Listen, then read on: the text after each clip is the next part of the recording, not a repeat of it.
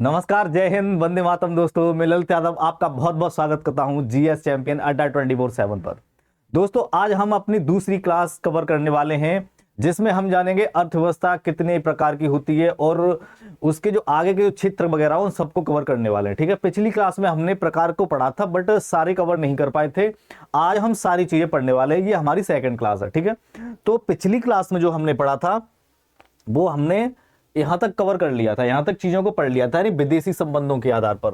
ठीक है, यहां तक हमने पढ़ लिया था, विदेशी संबंधों के आधार पर अर्थव्यवस्था को पढ़ लिया था। ये दो तरह की होती है, एक बंद अर्थव्यवस्था होती है और एक खुली अर्थव्यवस्था होती है, ओपन इकोनॉमी और क्लोज्ड इकोनॉमी। अब ओपन इकोनॉमी क्या होती है, क्लोज्ड इकोनॉमी क्या होती है, ये भी हमने समझ लिया। यानी कि जहां आयात निर्यात, जो देश दूसरे देश के साथ में इंपोर्ट एक्सपोर्ट करता है उसे हम ओपन इकोनॉमी कहते हैं, और इंपोर्ट एक्सपोर्ट नहीं करता उसे हम बंद इकोनॉमी कहते हैं। ठीक है, यानी कि क्लोज्ड इकोनॉमी के नाम से जानते हैं। ठीक है, यानी कि अर्थव्यवस्था तीन प्रकार की थी। कौन कौन सी थी? विदेशी संबंधों के आधार पर, स्वामित्व के आधार पर, यानी संसाधनों के स्वामित्व के आधार पर, और विकास की अवस्था के आधार पर। तो हमने जो विदेशी संबंधों के आधार पर थी उस चीज को हमने कवर कर लिया था।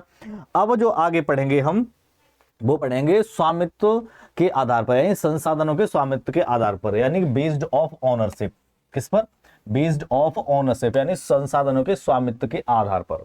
अगर हम संसाधन के स्वामित्व की बात करें तो ये स्वामित्व के आधार पर तीन तरह की होती है, यानी ऑनरशिप के बेस पर ये तीन तरह की होती है। वो कौन कौन सी होती है? एक होती है पूंजीवादी अर्थव्यवस्था, दूसरी होती है समाजवादी अर्थव्यवस्था, और तीसरी होती है मिश्रित अर्थव्यवस्था, यानी जिसे हम मिक्स्ड इकोनॉमी के नाम से जानते हैं। ठीक है, अब ये क्या होती है, आइए इनके बारे में हम समझते हैं। सबसे पहले जानेंगे पूंजीवादी अर्थव्यवस्था। ठीक है, पूंजीवादी अर्थव्यवस्था की बात करें तो इसे हम कैपिटलिस्ट इकोनॉमी के नाम से भी जानते हैं, इंग्लिश में इसे हम कैपिटलिस्ट इकोनॉमी बोलते हैं। अब ये सब पूंजीवादी अर्थव्यवस्था क्या होती है? पूंजीवादी अर्थव्यवस्था की बात करें तो जब मार्केट पर, किसी भी देश की मार्केट पर, किसी भी देश की अर्थव्यवस्था में जब पूंजीपतियों का उस पर अधिक अधिकार होता है, यानी कि वो उस चीज को चलाते हैं, तो उसे हम पूंजीवादी अर्थव्यवस्था कहते हैं।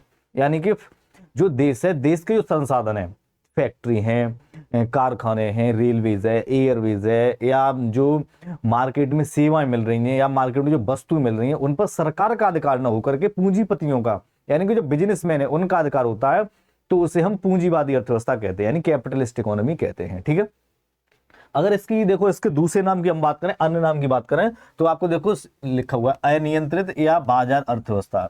इसके अन्य नाम है, ये यहाँ पर प्रकृति ने लिखे, इसके अन्य नाम लिख देना। ठीक है, अगर हम पूंजीवादी अर्थव्यवस्था की बात करें तो इसका अन्य नाम क्या है?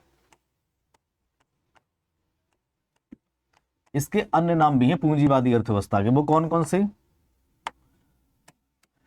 इसे हम क्या कहते हैं? अनियंत्रित, यानी इसे सरकार इसे सरकार द्वारा नियंत्रित नहीं किया जाता, ये डिमांड एंड सप्लाई पर चलती है। ठीक है, अनियंत्रित अर्थव्यवस्था। ठीक है, और एक और इसका नाम है, वो कौन सा है? बाजार, यानी कि मार्केट जो होती है मार्केट पर चलती है। मार्केट कौन चलाता है? पूंजीपति।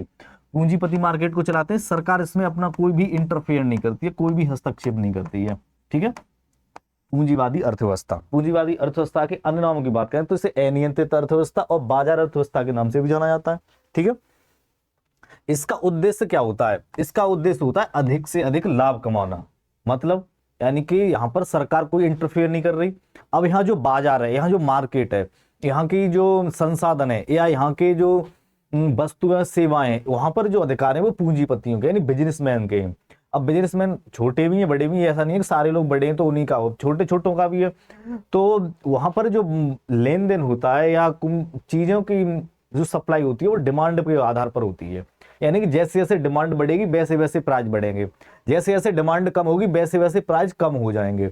तो उससे हम क्या बोलते हैं? पूंजीवादी अर्थव्यवस्था। यानी कि जो पूंजीपति होते हैं वो मार्केट में कोई भी वस्तु बेच रहे हैं, जस्ट लाइक एज ये कंप्यूटर है। अब कंप्यूटर मान लो 10 हैं और खरीदने वाले 50 हैं, तो कंप्यूटर के प्राइस मान लो पहले 20,000 थे, अब वो बढ़ा के हो सकता है 30,000 हो, 40,000 हो, 50,000 हो, क्योंकि खरीदने वाले ज्यादा है और जो वस्तु है वो कम है, यानी कि डिमांड ज्यादा है। डिमांड बढ़ गई तो पैसे बढ़ जाते हैं। अगर वही मान लो 10 कंप्यूटर है और खरीदने वाले 2-3 ही है, तो फिर 20,000 का होकर के हो सकता है 10,000 का बेचना पड़े। तो क्या है कि डिमांड कम हो गई तो फिर प्राइस कम हो गए। तो पूंजीवादी अर्थव्यवस्था में यही चीज देखने को मिलती है, ये चीजें डिमांड एंड सप्लाई पर चलती हैं। जैसे मार्केट में अपने यहाँ देख लो, अपने यहाँ मिक्स इकोनॉमी है, तो वहाँ पूंजीवादी भी है, समाजवादी भी है। अपने यहाँ पर लास्ट टाइम पर टमाटर क्या थे, टमाटर की सप्लाई थी वो कम पड़ गई थी, टमाटर के प्राइस थे वो 150, 200, 100, 150 रुपए किलो थे। अब टमाटर जब ज्यादा होने लगे तो 20 रुपए किलो मिलने लगे। तो ठीक है, यानी कि जब प्राइस बढ़ जाते हैं तो वो जब जब डिमांड बढ़ जाती है तो प्राइस बढ़ जाते हैं, और जब डिमांड कम हो जाती है तो प्राइस कम हो जाते हैं। तो ये डिमांड एंड सप्लाई पर चलती है। ठीक है, इसका पॉइंट लिख लो, डिमांड एंड सप्लाई।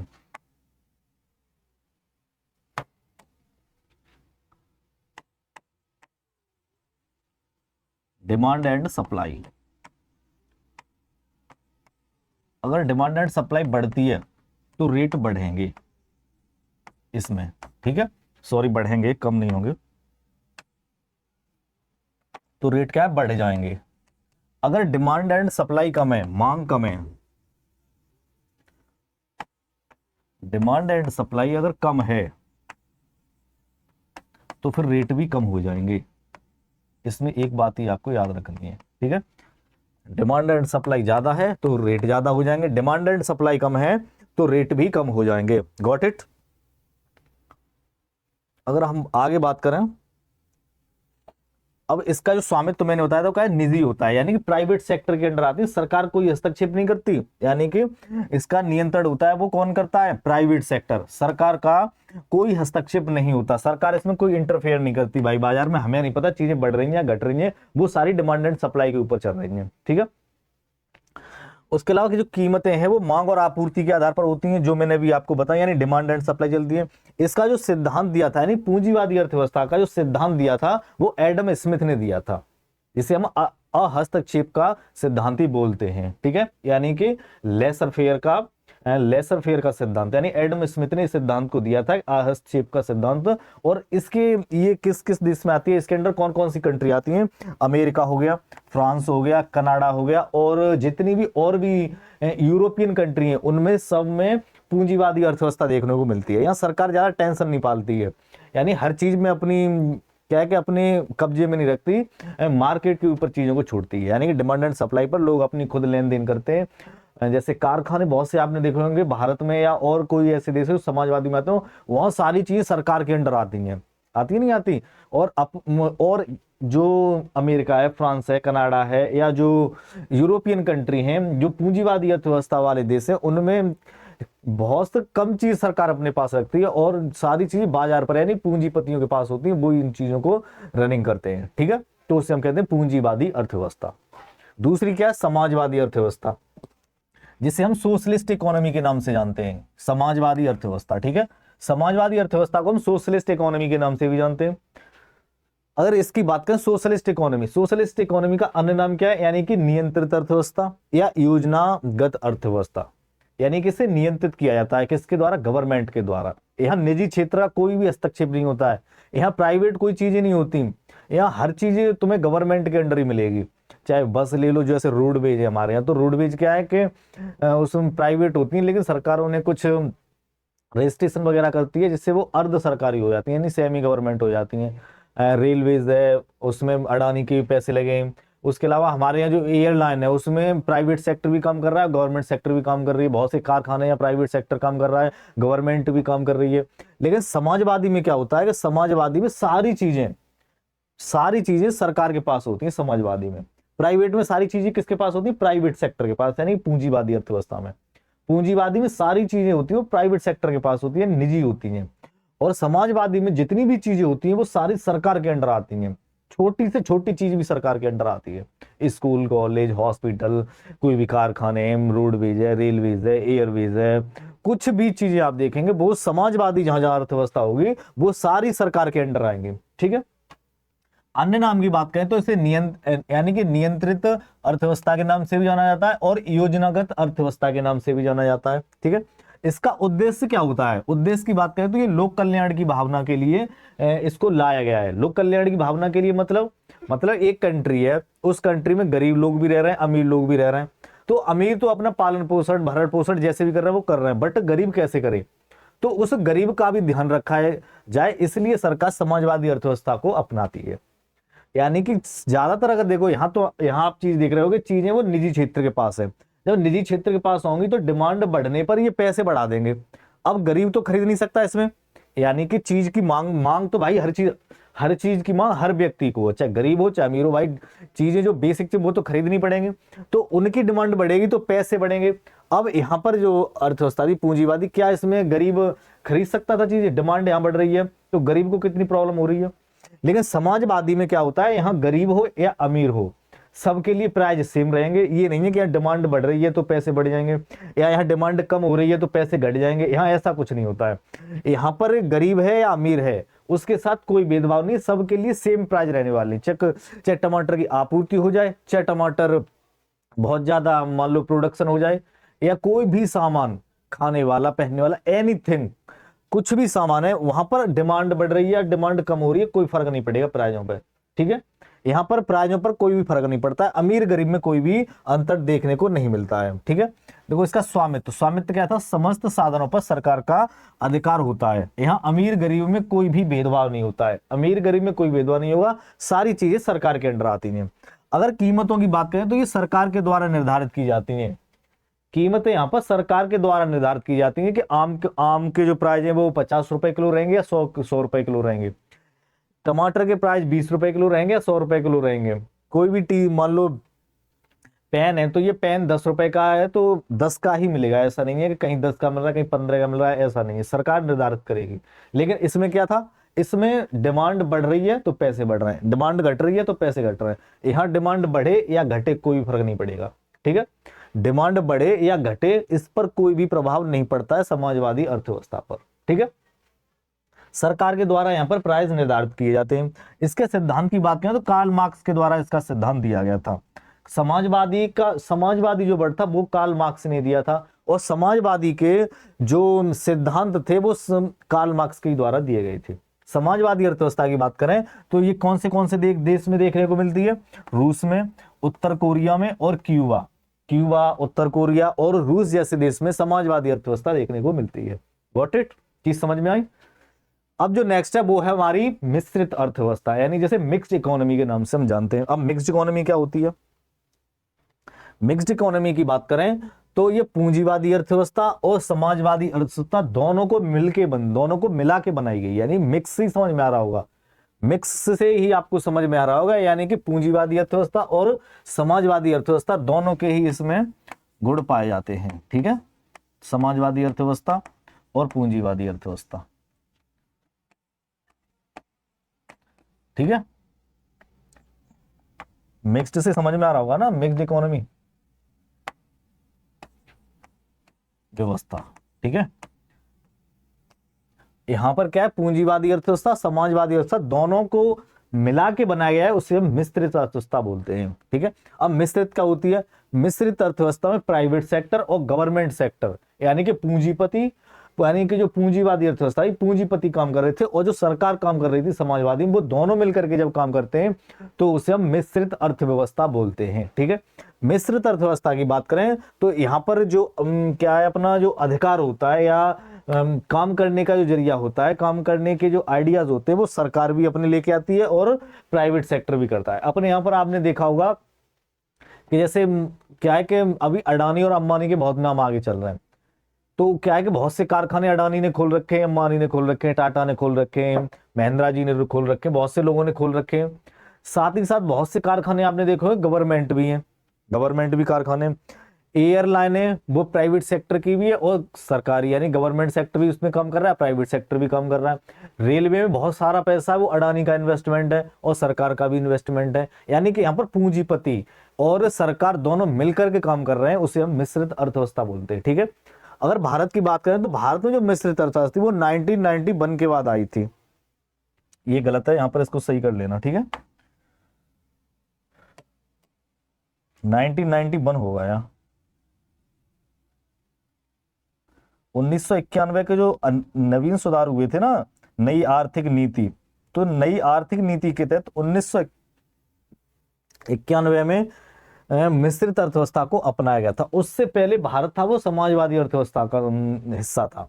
समाजवादी अर्थव्यवस्था में भारत पहले आता था 1991 से पहले, जिसमें सारे जो संसाधनों पर हक था वो सरकार का था, प्राइवेट सेक्टर उसमें कोई भी काम नहीं करता था। तो 1991 में जब मनमोहन जी वित्त मंत्री बने थे तब उन्होंने इसको भारत में लागू किया था। ठीक है, यानी कि शुरुआत भारत में, अगर शुरुआत की बात करें तो इसकी भारत में शुरुआत कब हुई थी? मिश्रित अर्थव्यवस्था की शुरुआत भारत में कब हुई थी? 1991 में। ठीक है, भारत में शुरुआत की अगर मैं बात करूं तो 1991 में हुई थी। 1991 में भारत इसका हिस्सा बना था। 1991 से पहले भारत समाजवादी अर्थव्यवस्था का हिस्सा था। ठीक है, ये बात आपको याद रखनी, पॉइंट याद रखना है। 1991 से पहले भारत समाजवादी अर्थव्यवस्था का हिस्सा था। 1991 के बाद में भारत पूंजीवादी अर्थव्यवस्था में शामिल हुआ है। ठीक है, यहां पर क्या है कि प्राइवेट सेक्टर और गवर्नमेंट सेक्टर दोनों मिलकर के काम करते हैं, यानी कि पूंजीवादी और समाजवादी दो अर्थव्यवस्था, यानी जो अर्थव्यवस्था उसके दोनों के गुण पाए जाते हैं, उसे हम मिश्रित अर्थव्यवस्था के नाम से जानते हैं। ठीक है, सरकार तथा बाजार दोनों की महत्वपूर्ण भूमिका होती है, यानी कि प्राइवेट सेक्टर और सरकार दोनों मिलकर ये काम करते हैं।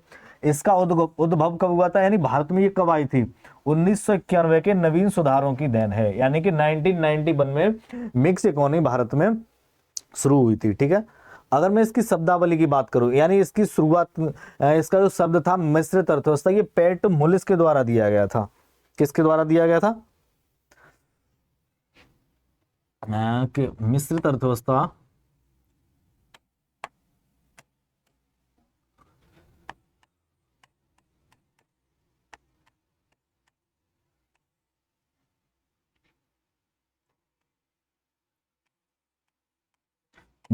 मिश्रित अर्थव्यवस्था, जो सब चल नहीं रहा है क्या, हैंग हो रहा है भाई? मिश्रित अर्थव्यवस्था जो शब्द था वो पैट मुलिस ने दिया था। ठीक है, मिश्रित अर्थव्यवस्था शब्द पैट मुलिस के द्वारा दिया गया था।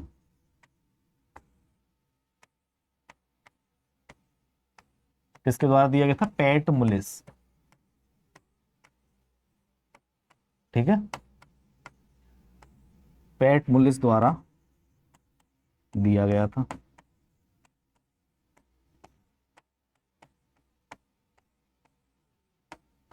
ठीक है, ये पॉइंट याद रखना है।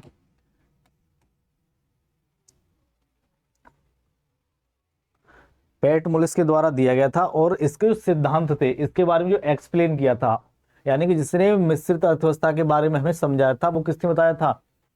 जे.एम. कीन्स ने। क्या नाम था इनका? जे.एम. कीन्स। जे.एम. कीन्स ने इसके सिद्धांत दिए थे। ठीक है, ये बात समझ में आई, यानी कि जो पूंजीवादी अर्थव्यवस्था थी उसका सिद्धांत किसने दिया था? एडम स्मिथ ने। और जो समाजवादी अर्थव्यवस्था थी उसके सिद्धांत किसने दिए थे? कार्ल मार्क्स ने। और जो मिश्रित अर्थव्यवस्था थी उसका सिद्धांत किसने दिया था? जे.एम. कीन्स ने। ये बात आपको याद रखनी है। ठीक है, भारत में मिश्रित अर्थव्यवस्था की शुरुआत कब हुई थी? 1991 में। इससे पहले भारत किसका हिस्सा था? समाजवादी अर्थव्यवस्था का। ठीक है, अगर इसके उदाहरण की बात करें मिश्रित अर्थव्यवस्था में कौन कौन सी कंट्री आती है, तो आपको भारत यानी अपना देश याद रखना है, यानी इंडिया मिश्रित अर्थव्यवस्था का एकमात्र देश है जो मिश्रित अर्थव्यवस्था के अंडर आता है। Got it? अब हम तीसरे की बात करेंगे जो कि विकास की अवस्था के आधार पर था, यानी स्वामित्व के आधार पर तो हमने पढ़ लिए, तीन तरह के थे। कौन कौन से थे? पूंजीवादी, समाजवादी और मिश्रित अर्थव्यवस्था। इन तीनों को हमने समझ लिया। अब हम जो तीसरा हमारा है वो है विकास की अवस्था के आधार पर, तो हम उसको पढ़ेंगे। ठीक है, कौन सा? विकास की अवस्था के आधार पर। हमारा तीसरा जो टाइप है वो विकास की अवस्था के आधार पर, बेस्ड ऑन डेवलपमेंट स्टेज, यानी कि डेवलपमेंट स्टेज ये तीन तरह का होता है। ये भी तीन तरह का होता है। वो कौन कौन सा होता है? यानी कि अल्प विकसित, जिसे हम अंडर डेवलप्ड के नाम से जानते हैं। जो दूसरा होता है वो विकासशील, यानी कि डेवलपिंग होता है।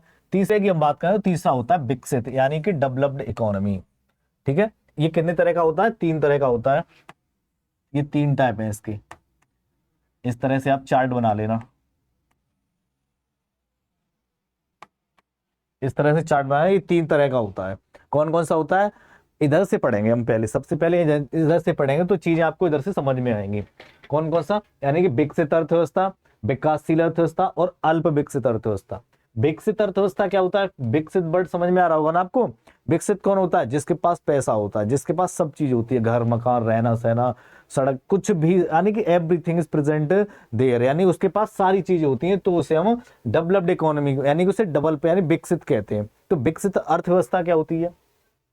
एक बार अर्थव्यवस्था भी लिख लो साथ में, अर्थव्यवस्था। ठीक है, अर्थव्यवस्था, विकसित अर्थव्यवस्था, विकासशील अर्थव्यवस्था, पीछे अर्थव्यवस्था लिख लेना इसके, और एक होता है अल्प विकसित अर्थव्यवस्था। ठीक है, विकसित अर्थव्यवस्था क्या होती है, यानी कि एक ऐसी कंट्री जो विकसित हो गई हो, विकसित हो चुकी है, कोई भी देश जो विकसित हो चुका है, यानी कि वहां पर बहुत अच्छे अच्छे रोड बने, बहुत अच्छे अच्छे स्कूल बने, हॉस्पिटल बहुत अच्छे अच्छे बने, वहां पर ट्रांसपोर्ट का काम बहुत अच्छा है, वहां पर एयरपोर्ट है, रेलवे है, बंदरगाहें बने हुए हैं, स्कूल बने हुए हैं, बहुत अच्छे अच्छे वीआईपी स्कूल बने, पढ़ाई लिखाई बहुत अच्छी है, और सारी चीजें वहां पर अच्छे से बैलेंस है, अच्छे से बनी हुई है, तो उसे हम विकसित देश बोलते हैं। जैसे अमेरिका हो गया, यूरोपियन कंट्री हो गई, इनमें क्या है कि चीजें बहुत अच्छे से बनी हुई हैं, तो उसे हम क्या कहेंगे, विकसित अर्थव्यवस्था बोलते हैं। ठीक है, यानी कि जो उद्योग का बहुत अच्छा काम चल रहा हो, यानी कि सारे जो उद्योग हैं वो अच्छे से बने हुए हों।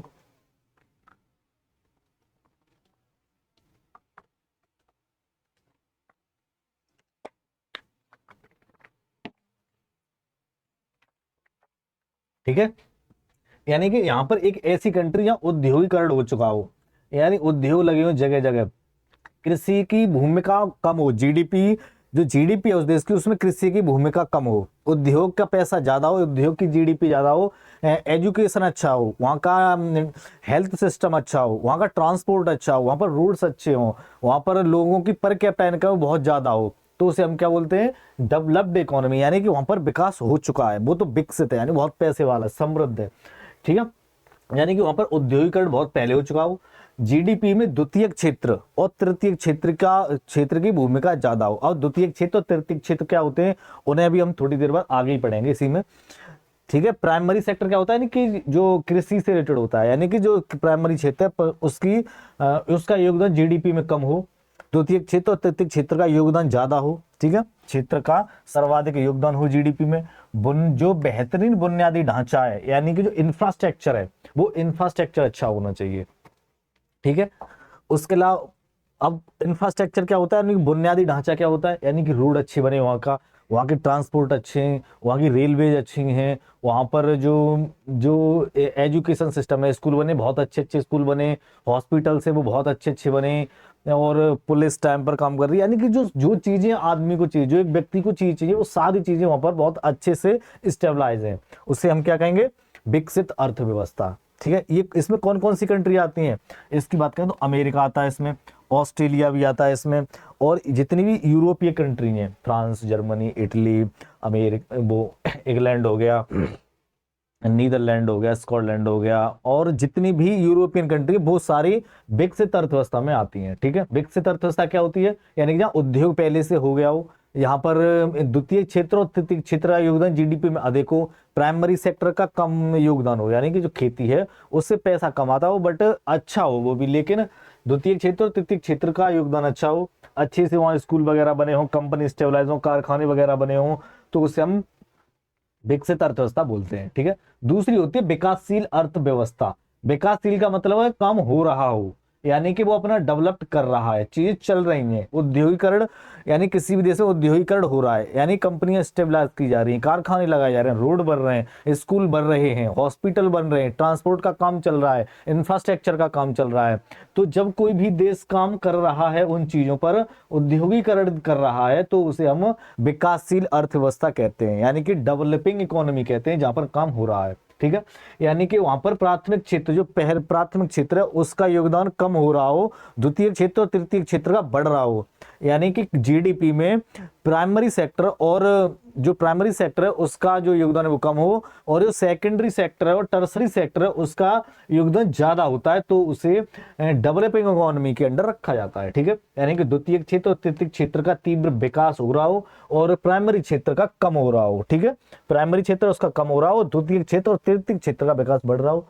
बुनियादी ढांचे का विकास, बुनियादी ढांचे का विकास की प्रक्रिया में, यानी कि वो जो बुनियादी ढांचा जो मैंने अभी बताया था, इंफ्रास्ट्रक्चर है, road, hospital, school, roadways, railways, Airways और एजुकेशन, हेल्थ सिस्टम, इन सब पर क्या काम बहुत तेजी से चल रहा हो रहा हो, तो उसे हम क्या बोलेंगे, डेवलपिंग इकोनॉमी बोलते हैं। अब डेवलपिंग इकोनॉमी में कौन कौन आता है, डेवलपिंग इकोनॉमी में यानी कि जो काम कर रहे हैं, जिनकी अर्थव्यवस्था डे पर डे बढ़ रही है, यानी तो वो होते हैं हमारे विकासशील अर्थव्यवस्था। विकासशील में कौन कौन सा देश, कौन कौन सी कंट्री आती है? भारत आता है, ब्राजील आता है, इंडोनेशिया आता है, इसमें साउथ अफ्रीका भी आता है। ठीक है, कौन सा आता है? South Africa. साउथ अफ्रीका आती है। और कौन कौन सी कंट्री आती है? कमेंट में बताओ कौन कौन सी इसमें और कंट्री आती है। विकासशील अर्थव्यवस्था में कौन कौन सी कंट्री आती है और विकसित में कौन कौन सी और कंट्री आती है, वो भी कमेंट में बतानी है आपको। ठीक है, तीसरी आती है अल्प विकसित अर्थव्यवस्था। अल्प विकसित अर्थव्यवस्था क्या होती है? अल्प विकसित का मतलब होता है कि कतई गरीब, यानी कि वहां पर डेवलपमेंट का कोई नामो निशान नहीं है, इंफ्रास्ट्रक्चर का कोई नामो निशान नहीं है, और एजुकेशन का कोई नामो निशान नहीं है, उद्योग का कोई नामो निशान नहीं है, और शिक्षा का, हेल्थ का, वहां पर किसी भी चीज का कोई भी ध्यान नहीं है, तो उसे हम अल्प विकसित अर्थव्यवस्था कहते हैं। ठीक है, औद्योगिकरण ना हो, बिल्कुल भी ना हो, और उसके अलावा क्या कि जीडीपी है, जीडीपी में यहाँ द्वितीय क्षेत्र और तृतीय क्षेत्र का कोई योगदान नहीं होता है, यहाँ सिर्फ और सिर्फ प्राइमरी सेक्टर यानी कि कृषि का ही थोड़ा बहुत योगदान होता है, तो उसे हम अंडर डेवलप्ड इकोनॉमी कहते हैं, यानी कि अल्प विकसित अर्थव्यवस्था के नाम से जानते हैं। यानी कि जीडीपी में प्राथमिक क्षेत्र की अधिकता, यानी कि प्राइमरी सेक्टर, वहां पर जीडीपी में अधिकता इसकी पाई जाती है, यानी कि प्राइमरी सेक्टर होता है वो इकोनॉमी में बहुत ज्यादा योगदान देता है, जबकि द्वितीय क्षेत्र और तृतीय क्षेत्र नामो निशान के लिए काम करता है। ठीक है, सेवा क्षेत्र में अत्यंत पिछड़ा हुआ इसे माना गया है, यानी कि बहुत ज्यादा जो पिछड़ी कंट्री होती हैं उसे हम अंडर डेवलप्ड इकोनॉमी कहते हैं। इसके एग्जांपल की बात करें तो इसके कौन कौन से एग्जांपल हो जाएंगे, कौन कौन से इसके अंडर आएंगे, यानी कि अल्प विकसित अर्थव्यवस्था के एग्जांपल बताओ। अल्प विकसित अर्थव्यवस्था, अल्प विकसित में कौन कौन सी कंट्री आएंगी एग्जांपल? इसमें सिर्फ और सिर्फ अफ्रीकन कंट्री शामिल की गई है। कौन कौन सी है? African country. ठीक है, अफ्रीकन देश, अफ्रीकन देश हैं केवल साउथ अफ्रीका को छोड़ करके। अफ्रीकन कंट्री सुनी होगी, Tanzania, Bulgaria, Somalia, Kenya, Burundi, और कौन कौन सी है? बहुत सी, यानी अफ्रीका में ये कंट्री है, यहाँ पर डेवलपमेंट का कोई भी नाम और निशान नहीं है, यहाँ हम लोग दोनों टाइम का खाना भी नहीं जुटा पाते हैं, इतनी गरीब कंट्री है ये। ठीक है, तो ये किसके अंडर आती हैं? ये अल्प विकसित अर्थव्यवस्था में आती हैं। अब समझ में आया, यानी कि विकासशील अर्थव्यवस्था, विकसित अर्थव्यवस्था क्या होता है, विकासशील अर्थव्यवस्था क्या होती है, और अल्प विकसित अर्थव्यवस्था क्या होती है, ये चीज समझ में आई होंगी आपको। अब नेक्स्ट हम बात करें, नेक्स्ट, ठीक है, अब हम जानेंगे उसके क्षेत्र की बात। क्षेत्र कौन कौन से, यानी कि अर्थव्यवस्था के क्षेत्रक। क्षेत्र की बात करें तो मेनली जो क्षेत्र होते हैं वो तीन तरह के होते हैं। कौन कौन से क्षेत्र होते हैं वो? पहला होता है आर्थिक क्रियाओं के आधार पर। इनके अगर क्षेत्रकों की बात करें तो तीन तरह के होते हैं, यानी एक होता है आर्थिक क्रियाओं के आधार पर, यानी कि बेस्ड ऑन इकोनॉमिक एक्टिविटी। ठीक है, दूसरा होता है कार्य के आधार पर, यानी बेस्ड ऑन वर्क नेचर, यानी कि कार्य के आधार पर, दूसरा टाइप होगा। तीसरा होता है स्वामित्व के आधार पर, यानी कि किसका स्वामित्व है काम कार्यों पर, सार्वजनिक है, निजी है, संयुक्त है, कौन कौन सा है। अगर हम इनके भी प्रकार की बात करें तो जो आर्थिक क्रियाओं के आधार पर होता है वो 5 तरह का होता है। कौन कौन सा होता है? यानी कि प्राइमरी सेक्टर, यानी प्राथमिक क्षेत्र, यहाँ क्षेत्र लिख लेना है आपको सबके पीछे। ठीक है, क्षेत्र, तो मैं लिख ही दे रहा हूं क्षेत्र, इसके पीछे, इन सबके पीछे क्षेत्र लिख लेना है। Primary sector, secondary sector, tertiary, quaternary. ठीक है, इनके पीछे लिखा है, यानी कि प्राथमिक क्षेत्र, द्वितीय क्षेत्र, तृतीय, चतुर्थ और पंचम क्षेत्र। जो पहला वाला है ना, आर्थिक क्रियाओं के आधार पर, ये 5 तरह का है। मेनली क्या है कि जो हमारा जो मेनली जो पढ़ा हमें इकोनॉमी में बहुत ज्यादा योगदान देता है, या जो हमें मेनली पढ़ना है, वो मेनली 3 तरह का होता है, प्राइमरी, सेकेंडरी और टर्सरी। लेकिन इन दो को भी इस इकोनॉमी में रखा गया है, कहीं ना कहीं थोड़ा बहुत जीडीपी में ये भी योगदान देते हैं, और ये अपनी चीजों को बढ़ा रहे हैं जब से टेक्नोलॉजी आई है तब से, और लोगों ने ज्ञान की तरफ ज्यादा अपना रुख किया है, तो इन चीजों को भी इसमें जोड़ा गया, यानी कि चतुर्थ क्षेत्र और पंचम को, क्वाड्री और क्वीनरी क्षेत्र को। ठीक है, अगर मैं कार्य के आधार पर बात करूं तो कार्य के आधार पर ये 2 तरह का होता है, एक होता है संगठन, संगठित क्षेत्र, और एक होता है असंगठित क्षेत्र। ठीक है, अगर स्वामित्व के आधार पर बात किया तो स्वामित्व के आधार पर ये 4 तरह का होता है। यानी किसी भी चीज पर कितने तरह का स्वामित्व होता है। हो सकता है वो मेरी निजी चीज हो, या हो सकता है वो सरकारी चीज हो, या सरकार और मेरी दोनों की आपस की या कोई वस्तु। और एक होता है सहकारी, यानी कि निजी क्षेत्र, संयुक्त क्षेत्र जो सरकार के द्वारा, सॉरी सरकार और निजी क्षेत्र दोनों मिलकर काम कर रहे हैं। एक होता है सार्वजनिक क्षेत्र, सार्वजनिक होता है सरकार द्वारा, निजी होता है अपना खुद का, संयुक्त होता है जो सरकार और निजी दोनों से मिलकर के बना होता है, उसे हम संयुक्त क्षेत्र कहते हैं। और सहकारी क्षेत्र जो सरकार के अंडर भी आता है और इन तीनों क्षेत्र से मिलकर के बना है, उसे हम सहकारी क्षेत्र बोलते हैं। ठीक है, तो सबसे पहले हम पढ़ेंगे आर्थिक क्रियाओं के आधार पर, यानी बेस्ड ऑन इकोनॉमी एक्टिविटी के आधार पर। सबसे पहले हम पढ़ेंगे प्राथमिक क्षेत्र को, फिर पढ़ेंगे द्वितीय और तृतीय क्षेत्र को। तो अगर मैं प्राइमरी क्षेत्र की बात करूं, यानी कि प्राथमिक क्षेत्र इसे हम बोलते हैं प्राइमरी सेक्टर। प्राइमरी सेक्टर क्या होता है, यानी हमारी इकोनॉमी में प्राइमरी जो सेक्टर है उसमें नेचुरल चीजों को रखा गया है, जो कि अर्थव्यवस्था की रीढ़ कहलाती है। ठीक है, यानी कि जितनी भी नेचुरल चीजें हैं उनको प्राइमरी सेक्टर में रखा गया है, और इन सारी जो नेचुरल चीजें उनको अर्थव्यवस्था की रीढ़ कहा जाता है, क्योंकि ये इकोनॉमी को बैलेंस रखते हैं। इकोनॉमी में क्या है कि देखो मेन चीज पैसा, मेन चीज है वो खाना पीना, पैसा ठीक है, यानी कि द्वितीय क्षेत्र तृतीय क्षेत्र जरूरी है, उद्योगीकरण बहुत जरूरी है, उद्योगीकरण बहुत जरूरी है, विनिर्माण जो मैन्युफैक्चरिंग है वो भी बहुत जरूरी है। बट जब प्राइमरी सेक्टर बिल्कुल खत्म होगा तो सेकेंडरी और टर्सरी भी कुछ नहीं कर पाएंगे। किसी भी देश का प्राइमरी सेक्टर क्षेत्र है, यानी प्राइमरी सेक्टर है, वो अगर सही नहीं है तो सेकेंडरी और टर्सरी भी काम नहीं कर पाएंगे। सेकेंडरी और टर्सरी क्यों स्टेबलाइज हो पा रहे, क्यों टिके हुए हैं, क्योंकि प्राइमरी जो सेक्टर है वो अच्छे से देश की जो जीडीपी है उसको संभाले रखा है, यानी कि उसे अर्थव्यवस्था की रीढ़ इसीलिए ही कहा जाता है प्राइमरी सेक्टर को, क्योंकि सबके लिए अनाज उपलब्ध करा रहा है। अनाज से बहुत सारी चीजें बनी, जो सेकेंडरी क्षेत्र है वो प्राइमरी से ही बन रहा है। प्राइमरी की जितनी भी चीजें उनको मैन्युफैक्चरिंग किया जा रहा है वो द्वितीय क्षेत्र कर रहा है, तो औद्योगिकरण भी तो उसी से चल रहा है ना, प्राइमरी सेक्टर से। तो प्राइमरी सेक्टर भी बहुत जरूरी है, ऐसा नहीं है प्राइमरी सेक्टर को आप निगलेक्ट कर सकें। ठीक है, तो प्राइमरी सेक्टर क्या है, यानी कि जब आय का स्रोत सीधे सीधे प्रकृति से हो, आय का स्रोत है वो सीधा सीधा प्रकृति से हो। इसके अंदर क्या आता है प्राथमिक क्षेत्र के अंदर, यानी कि हमारी खेती आती है, कृषि आती है, जिसमें हम फसलें उगाते हैं, यानी कि वो सारी चीजें जो एक व्यक्ति को खाने के लिए बहुत जरूरी होती हैं, वो सारी चीजें वो प्राइमरी सेक्टर में आती हैं। उसके अलावा जो धूप है वो प्राइमरी सेक्टर में आ रही है। उसके अलावा हम बात करें जो डीजल पेट्रोल है, जो जमीन से चीजें निकल रही हैं, प्राइमरी सेक्टर का मतलब जमीन से रिलेटेड चीज होती है, यानी नेचर से रिलेटेड होती है। मिट्टी है वो नेचर से ही बनी है भाई, हम उसको नहीं बना सकते मिट्टी को, मिट्टी है वो नेचुरली है, हम तो बना नहीं सकते। हवा जो चल रही है, ऑक्सीजन बहुत जरूरी है।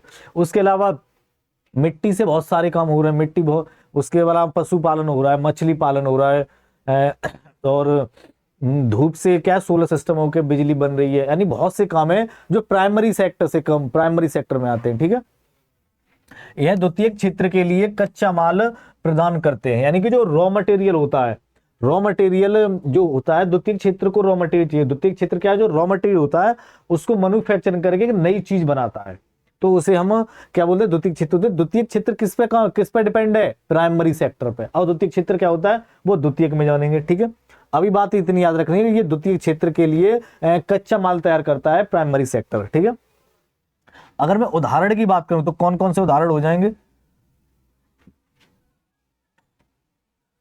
कौन कौन से एग्जाम्पल हो जाएंगे, यानी कि कृषि हो गया, वन हो गया, यानी कि यहाँ पर पेड़ पौधे लगे, यानी फल भी आ रहे हैं, और फल के अलावा क्या पेड़ पौधों से ऑक्सीजन भी तो मिल रही है। खनन का काम हो रहा है, यानी कि मिट्टी निकल रही है, कंकड़ पत्थर सीमेंट वगैरह बहुत सी चीजें यार खनन से बन रही हैं।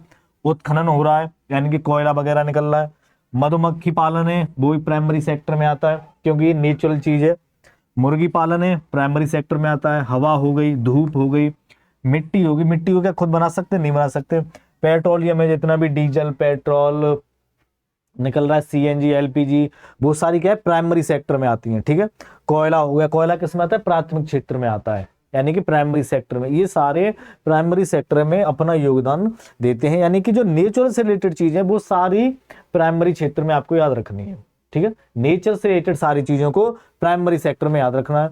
अगर हम इसकी बात करें प्राइमरी सेक्टर की, तो रोजगार, यानी कि 42% लोगों को रोजगार प्रदान करता है।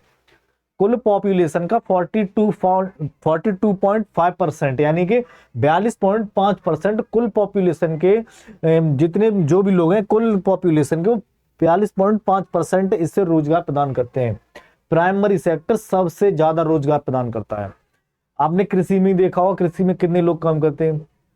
उसके अलावा उत्खनन हो गया, पेट्रोलियम हो गया, कोयला हो गया, मुर्गी पालन, मछली पालन, इन सब में अगर हम काउंट करें तो 42.5% लोग इससे डेली रोजगार प्रदान करते हैं प्राइमरी क्षेत्र से। ठीक है, कितना करते हैं 5.4 यानी कि 42.5% से अधिक लोग इसमें रोजगार प्रदान करते हैं। जीडीपी की बात करें तो जीडीपी में इसका जो योगदान है वो 17% है, यानी कुल जीडीपी का 17%। यानी कि जीडीपी में मान लो सपोज एग्जांपल 100 रुपए जा रहे हैं तो वो 17 रुपए प्राइमरी सेक्टर देता है। ठीक है, और कुल पॉपुलेशन है तो कुल पॉपुलेशन का वो 42.5% रोजगार देता है। ये दोनों पॉइंट आपको याद रखते हैं। ठीक है, नोट डाल के ये पॉइंट लिख लेना है। सीधा सीधा क्वेश्चन पूछा गया, प्राइमरी क्षेत्र में रोजगार यानी प्राइमरी क्षेत्र से कितने प्रतिशत लोग रोजगार प्रदान करते हैं। कितने कहते हैं 42.5%। प्राइमरी सेक्टर जीडीपी में कितना योगदान प्रदान करता है तो 17% नहीं 17% आपको याद रखना है। Got it. इसे प्राइमरी जो सेक्टर है, प्राइमरी सेक्टर को हम अर्थव्यवस्था की रीढ़ भी बोलते हैं, यानी कि बैकबोन के नाम से भी जाना जाता है। प्राइमरी सेक्टर को बैकबोन यानी कि इकोनॉमी की बैकबोन के नाम से भी जाना जाता है। प्राइमरी सेक्टर समझ में आया, यानी कि जो भी इकोनॉमी में चीजें हैं, इकोनॉमी में जिनके प्राइस काउंट किए जाते हैं और वो सारी चीजें नेचर से रिलेटेड है वो प्राइमरी सेक्टर में आती हैं। Got it. प्राइमरी सेक्टर में कौन कौन सी आती है, नेचर से जुड़ी ही चीजें आती हैं। एक और पॉइंट नोट याद के रख रहे हैं, नोट डाल के याद रखना है, जीडीपी में कम योगदान विकास का संकेत होता है। ठीक है, यानी कि जीडीपी में प्राइमरी सेक्टर का योगदान कम है तो वो एक विकास का संकेत है। यानी कि जो प्राइमरी सेक्टर है वो अपने देश के लिए, खाने के लिए, जीवित रहने के लिए, सरवाइव करने के लिए चीजें सारी प्रोड्यूस कर रहा है, बट जीडीपी में इकोनॉमी कम है, लेकिन वो द्वितीय क्षेत्र और तृतीय क्षेत्र से योगदान अपना अच्छा कर लेते हैं, तो इसे जीडीपी के लिए अच्छा माना जाता है। प्राइमरी सेक्टर का योगदान अगर कम है तो समझ लो वो देश तरक्की कर रहा है। ठीक है, उसके बाद आता है दूसरा यानी कि द्वितीय क्षेत्र। कौन सा आता है, द्वितीय क्षेत्र, जिसे हम सेकेंडरी सेक्टर के नाम से जानते हैं। सेकेंडरी सेक्टर के नाम से जानते हैं। सेकेंडरी सेक्टर क्या होता है, सेकेंडरी सेक्टर हमने उधर भी समझ लिया था, यानी कि द्वितीय क्षेत्र वो क्षेत्र है जो प्राइमरी चीजों से चीजों को बनाता है, तो उसे हम द्वितीय क्षेत्र कहते हैं। इसे हम विनिर्माण क्षेत्र के नाम से भी जानते हैं। कौन सा, विनिर्माण और उद्योग क्षेत्र। इसे हम विनिर्माण और उद्योग क्षेत्र के नाम से भी जानते हैं, यानी कि प्राइमरी सेक्टर की जो चीजें हैं उनको रिप्रोड्यूस करता है, यानी कि विनिर्माण करता है, तो उसे हम सेकेंडरी क्षेत्र कहते हैं। ठीक है, इसकी क्या डेफिनेशन, यानी इसे विनिर्माण और उद्योग क्षेत्र भी कहते हैं। प्राथमिक क्षेत्र के कच्चे माल का उपयोग करके नया उत्पाद बनाया जाता है, यानी कि कोई कच्चा प्रोड्यूस है, कच्चा है, जैसे मान लो गेहूं है, तो गेहूं से क्या इसने ब्रेड बना दिया, गेहूं से इसने मान लो डबल रोटी बना दी, या इसने आलू से चिप्स बना दिए, या इसने गन्ने से चीनी बना दी, या इसने दूध से पनीर बना दिया। ठीक है, या इस क्षेत्र ने जो प्राइमरी सेक्टर की थी, मान लो मिट्टी थी तो मिट्टी से ईंट बना दी, तो ये क्या है, विनिर्माण हो गया, तो उसे हम द्वितीय क्षेत्र कहते हैं। द्वितीय क्षेत्र क्या करता है, प्राइमरी सेक्टर की जो भी चीजें हैं उन्हें विनिर्माण करके एक नई चीज बना देता है, तो उससे हम द्वितीय क्षेत्र कहते हैं। ठीक है, समझ में आया। अब धूप से क्या है, धूप से क्या बनता है, लाइट में धूप से बिजली बनती है ना, सोलर सिस्टम है, जो सोलर पैनल होता है ना, तो सोलर पैनल से क्या है, धूप से वो चार्ज होता है और लाइट प्रोड्यूस करता है। हवा से क्या होता है, हवा से बिजली बनती है, पवन चक्की देखिए, बड़ी बड़ी पवन चक्की, तो ये क्या है, विनिर्माण कर रहा है, यानी हवा से भी कोई एक नई चीज बना दे रहा है, यानी कि नेचुरल चीज से दूसरी नई चीज बना दे रहा है, तो वो क्या हो गया, विनिर्माण क्षेत्र हो गया।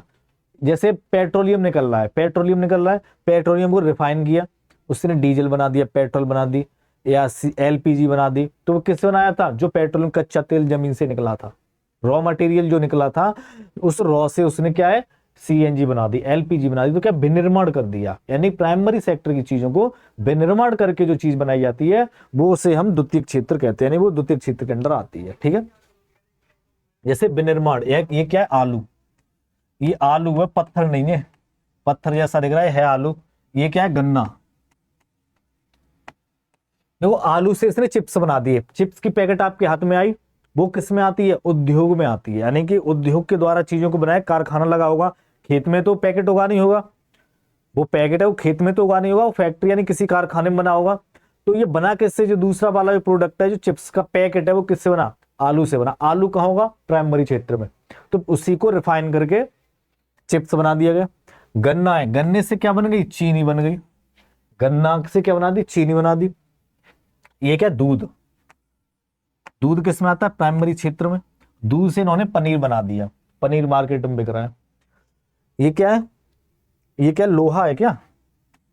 खनन है, कोई भी खनन है उसमें ये चीजें निकली हैं, खनन हुआ है, खनन में कोई भी ऐसा सामान निकला है, उन्होंने उससे क्या है? स्टील बना दी। मिट्टी है, मिट्टी से देखो ईंट बना दी। मिट्टी तो नेचुरल है, मिट्टी बना तो सकते नहीं है। दूध कोई बना तो सकता नहीं भाई, नेचुरल है। गन्ना नेचुरल है, आलू, यानी कि नेचुरल चीजों से अपने हाथ से कोई नई चीज बना देना विनिर्माण कहलाता है। नोट डाल के डेटा लिखना है, नोट डाल के पॉइंट लिखना है। क्या पॉइंट लिखना है? क्या हो गया?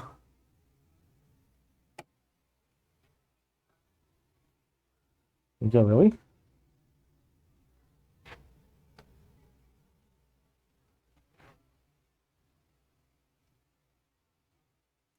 हाँ, नोट डाल के एक पॉइंट लिखना है। क्या पॉइंट लिखना है? यानी कि जीडीपी में इसका जो योगदान होता है वो 29 से 30% तक का देता है। जो विनिर्माण क्षेत्र होता है ना, द्वितीय क्षेत्र होता है, वो जीडीपी में 29% से लेकर के 30% तक अपना इसमें योगदान देता है जीडीपी में। ठीक है, प्राइमरी सेक्टर कितना योगदान दे रहा था? 17%, नहीं 17%। द्वितीय क्षेत्र कितना देता है? सेकेंडरी सेक्टर कितना देता है? 29 से 30%। ठीक है, अगर मैं रोजगार की बात करूं यानी एम्प्लॉयमेंट की बात करूं, तो एम्प्लॉयमेंट जो प्राइमरी सेक्टर में कितना था? 42.5% है, 42.5% हम एम्प्लॉयमेंट दे रहा था प्राइमरी सेक्टर। सेकेंडरी सेक्टर कितना देता है? 25% अपना योगदान देता है द्वितीय क्षेत्र में। ठीक है, द्वितीय क्षेत्र में कितना योगदान देता है? 25% लोग इसमें काम करते हैं। ये हमारा क्या है? हमने समझा द्वितीय क्षेत्र, यानी प्राइमरी क्षेत्र समझ लिया, द्वितीय क्षेत्र पढ़ लिया। अब पढ़ेंगे तृतीय क्षेत्र। तृतीय क्षेत्र क्या होता है? तृतीय क्षेत्र यानी इसे हम टर्सरी के नाम से भी जानते हैं, टर्सरी सेक्टर। टर्सरी सेक्टर क्या होता है? टर्सरी सेक्टर में कोई नेचुरल चीज नहीं आती है, इसमें कोई विनिर्माण चीज नहीं आती, यहां पर चीजें बन रही हो वो चीजें में नहीं आती हैं।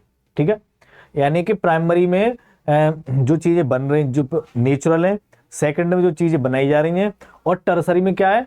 सेवाएं दी जा रही हैं।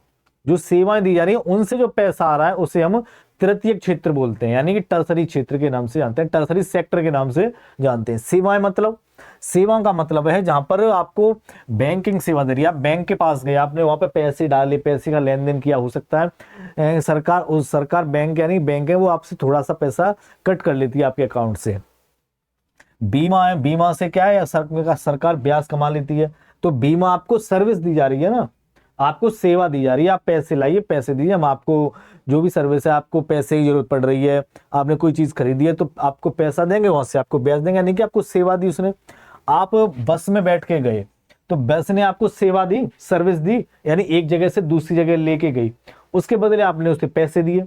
ठीक है, जैसे स्कूल है, स्कूल में आप पढ़ने गए, आप स्कूल में पढ़ने गए तो उसने क्या आपको सर्विस दी, कि आप चीजें आपको उसने सरल की, चीजों को समझाया, चीजों को उसने पढ़ाया, उसके बदले आपने उसे पैसे दिए।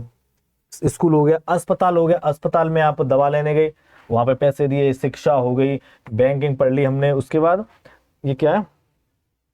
मुझे तो ये नेट लग रहा है, रिचार्ज वगैरह कुछ कम्युनिकेशन है, यानी कि आप फोन पे बात कर रहे हैं, होटल में आप रुके, होटल में आपने खाना खाया, होटल वाले ने आपको सेवा दी। यहां से जो पैसे का कलेक्शन है सरकार के पास, यानी कि जीडीपी में जो कलेक्शन है, इन सब का जो कलेक्शन जीडीपी में है वही टर्सरी क्षेत्र कहलाता है, तृतीय क्षेत्र कहलाता है। इन सब का जो जीडीपी में योगदान होता है, जीडीपी में जो पैसा होता है वही टर्सरी सेक्टर कहलाता है। ठीक है, देखो इसकी डेफिनेशन क्या है?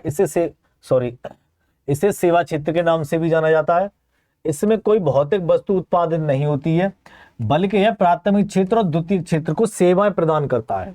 ठीक है, यानी जो प्राइमरी सेक्टर के लोग हैं, जो टर्सरी सेक्टर के लोग हैं, उन्हें ये सेवाएं देता है। यहाँ जो पैसा आ रहा है वो बैंकिंग के थ्रू आ रहा है, बीमा के थ्रू आ रहा है, यातायात के थ्रू आ रहा है, स्कूल के थ्रू आ रहा है, अस्पताल के थ्रू आ रहा है। मान लो आपका एक प्राइवेट हॉस्पिटल है, वहां पैसे कमा रहे हैं, प्राइवेट हॉस्पिटल है, पैसे कमा रहे हैं क्योंकि मरीज आ रहे हैं, पैसे आप कमा रहे हैं, तो उस पैसे से आप जीएसटी देते होंगे ना, उस पैसे पे टैक्स देते होंगे, तो वो किसके पास गया? सरकार के पास गया। आपका होटल है, आप होटल में सर्विस दे रहे हैं, आप पैसा कमा रहे हैं, तो वहां पर क्या है कि जो आपको जीएसटी कार्ड दिया गया होगा, आप अब ज्यादा पैसा कमा रहे होंगे, अकाउंट में पैसा डाल रहे होंगे, करंट अकाउंट जो कुछ भी होगा, वहां से सरकार आपसे टैक्स ले रही होगी, तो वो पैसा है वो कहाँ जा रहा है? सरकार के पास, यानी जीडीपी में ही जा रहा है। ठीक है, जैसे बीमा आपने कराया, बीमा बैंकिंग, बीमा में क्या इंटरेस्ट दिया होगा, जैसे यातायात है, बस हो गया, बस में आप बैठ गए या बाइक से गए, कहीं से भी आप रैपिडो से गए या प्लेन से गए, तो वहां पर सरकार के पास, यानी कि जीडीपी में सरकार के पास जा रहा है, देश की जीडीपी है उसमें पैसा जा रहा है, टैक्सेस के थ्रू जा रहा है, जीएसटी के थ्रू पैसा जा रहा है, तो उसे हम टर्सरी सेक्टर के नाम से जानते हैं। ठीक है, यहां सिर्फ आपको सर्विसेज दी जाती हैं, यहाँ पर चीजों का प्रोडक्शन नहीं हो रहा है, यहाँ पर चीजों को उगाया नहीं जा रहा है जैसे प्राथमिक क्षेत्र था, यहाँ पर सिर्फ आपको सर्विसेज दी जा रही हैं। ठीक है, अगर एक हम इसके आंकड़ों की बात करें, यानी इसके डेटा की बात करें, तो ये क्या है? जीडीपी में सबसे ज्यादा योगदान देता है टर्सरी सेक्टर। ठीक है, सर्विसेज के थ्रू जो पैसा आता है उसे हम टर्सरी सेक्टर के नाम से जानते हैं। सबसे ज्यादा जीडीपी में सबसे ज्यादा योगदान देता है ये 54%, यानी कि 54% पैसा जीडीपी में टर्सरी सेक्टर से आता है। ठीक है, अगर मैं एम्प्लॉयमेंट की बात करूं, रोजगार की बात करूं, तो रोजगार कितना आता है? रोजगार कितना है? 32.5%, यानी 32.5% लोग इससे रोजगार प्राप्त करते हैं टर्सरी सेक्टर से। ठीक है, टर्सरी सेक्टर से कितने लोग रोजगार प्राप्त करते हैं? 32.5% लोग। प्राइमरी सेक्टर में कितने थे? 42.5% लोग, यानी कि 42.5% लोग एम्प्लॉयमेंट वहां से अपना प्राप्त कर रहे थे और 17% योगदान जीडीपी में दे रहे थे। ठीक है, जो सेकेंडरी था उसमें क्या था? 29 से 30% जीडीपी में योगदान था, उसमें 32% के करीब लोग रोजगार प्राप्त कर रहे थे। सॉरी, 32% नहीं थे उसमें कितने थे? उसमें थे 25% लोग, 25% रोजगार प्राप्त कर रहे थे। और जो टर्सरी सेक्टर, टर्सरी सेक्टर में जीडीपी का जो योगदान है वो 54% है, और रोजगार कितने लोग प्राप्त करते हैं इसमें? 32.5% लोग।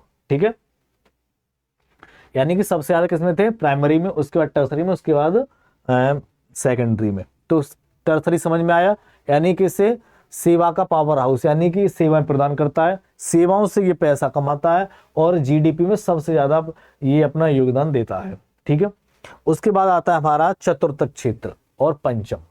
ठीक है, क्वार्टनरी एंड क्वीनरी क्षेत्र। Quaternary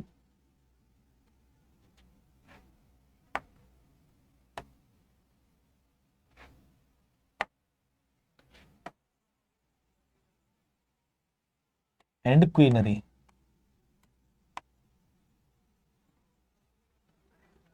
quinary sector. ठीक है, quaternary sector and quinary sector. क्या बोला? क्लास है आपकी अभी कितना? चलो तो बस मैं ये और 5 मिनट का है। ठीक है, ठीक है, जो हमारा चतुर्थ, एक है हमारा चतुर्थ क्षेत्र और एक है पंचम, यानी क्वार्टनरी और क्वीनरी। अब क्वार्टनरी क्या होता है? क्वार्टनरी क्षेत्र एक ऐसा क्षेत्र है जहां पर इंटेलिजेंस से काम हो रहा है, एजुकेशन पे काम हो रहा है, एआई पर होता है, तो उसे हम क्वार्टनरी क्षेत्र के नाम से जानते हैं। ठीक है, उदाहरण की बात करें तो जैसे लाइब्रेरी होगी, एजुकेशन सिस्टम क्वार्टनरी क्षेत्र में आता है। उसके बाद क्या? आईटी का जो क्षेत्र है, स्कूल इंस्टीट्यूट है, एआई वगैरह है, ये सारे क्वार्टनरी क्षेत्र में आते हैं, जिसे हम चतुर्थक क्षेत्र के नाम से जानते हैं। ये चौथा है। पंचम क्षेत्र की बात करें तो पंचम है, पंचम में क्या होता है? यानी कि निर्णय लेने के जो शीर्ष स्तर होते हैं और जो नॉलेज की पॉलिसी बनाई जाती है कंट्री के लिए, इकोनॉमी को बढ़ावा देने के लिए, जीडीपी को बढ़ावा देने के लिए जो भी पॉलिसी बनाई जाती है वो हमारी क्वीनरी क्षेत्र में आती हैं। ठीक है, क्वीनरी सेक्टर के नाम से इसे जानते हैं। इसके एग्जांपल की अगर मैं बात करूं तो कौन कौन लोग इसमें शामिल होते हैं? यानी एक ऐसे लोग जो जीडीपी के लिए पॉलिसी बनाते हैं। ठीक है, इसमें सीईओ हो सकते हैं, इसमें आईएएस, आईपीएस, जज, प्रोफेसर, एनजीओ वाले, मीडिया वाले, इन सब लोगों को शामिल किया गया है क्वीनरी क्षेत्र में। ठीक है, एक होता है क्वीनरी, एक होता है क्वार्टनरी। क्वार्टनरी क्या होता है? चतुर्थक क्षेत्र जिसमें एआई से रिलेटेड चीजें, एजुकेशन से और एआई से परामर्श, यानी कि इंस्टीट्यूट से रिलेटेड चीजें होती हैं, वो चतुर्थक क्षेत्र में आती है, यानी कि क्वीनरी क्षेत्र में। क्वार्टनरी क्षेत्र की बात करें तो इसमें क्या है? सॉरी क्वीनरी क्षेत्र नहीं, पंचम क्षेत्र। पंचम क्षेत्र में निर्णय लेने के जो शीर्ष स्तर होते हैं और जो पॉलिसी बनाते हैं वो पंचम क्षेत्र में आते हैं। ठीक है, एग्जाम्पल कौन कौन से हो जाएंगे, मीडिया हो गया, कोई एनजीओ चला रहा है, नहीं अर्ध सरकारी चीजें चला रहा है, अर्ध सरकारी चीजें होती हैं या जो सेमी गवर्नमेंट चीजें होती हैं वो पंचम क्षेत्र के अंदर आती हैं। ठीक है, ये पॉइंट नोट करके लिखना है कौन सा है, यानी कि अर्ध सरकारी तथा गैर सरकारी जो वस्तुएं हैं वो इस संस्था में शामिल की गई है। किसमें, क्वार्नरी क्षेत्र में, चतुर्थक क्षेत्र। चतुर्थक क्षेत्र में कौन कौन सी है, अर्ध सरकारी और गैर सरकारी चीजों को शामिल किया गया है। ठीक है, अब मिलेंगे नेक्स्ट क्लास में, गॉट इट।